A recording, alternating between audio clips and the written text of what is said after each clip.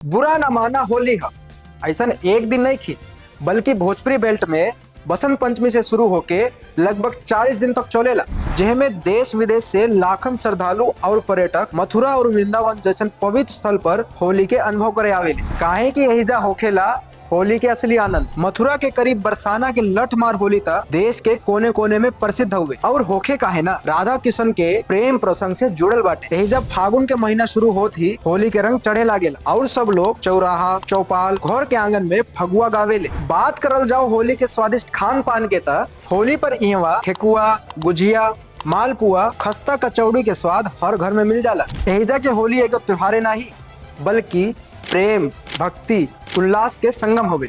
फिर चाहे लठमार होली होखे या फिर गुलाल के होली होखे, हर रंगी पर्व के और भी खास बना देवे। तका रउआ लोगन अपन पारंपरिक अंदाज में होली मनवले बानी जा, कमेंट करके जरूर बताई और जुड़ल रही हमने के साथ। काहे कि स्टेज संग भोजपुरी बखास। प्रणाम।